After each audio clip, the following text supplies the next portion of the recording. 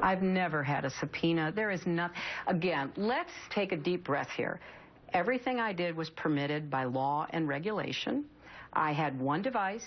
When I mailed anybody in the government, it would go into the government system.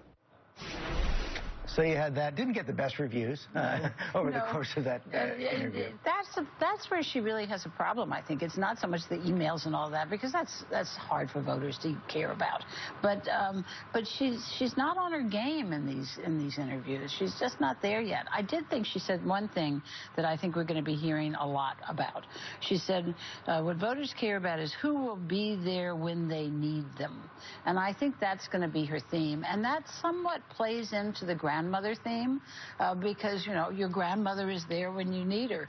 And I think that that's a way of dealing with this age issue, because that's going to be a real issue. Good. See, I don't think it made a bit of difference, that interview, because she's a unique in politics. People who love her will still love her. People who hate her will still hate her. Most Americans who might be in the middle aren't paying any attention at all to the interviews, not to the election at this time. I think all this did is sort of call off the dogs, because the national media was insisting on an interview. And I think that was the only purpose of it, so she can say, I did my national interview, and then go back to politicking. But I don't think it made a bit of difference. Well, I think she was kind of pushed into it. You know, she had that horrible moment where they got pictures of her having ropes pulling reporters away from her. That looked terrible. So she had to do something. Although many of us have been behind rope lines our whole lives.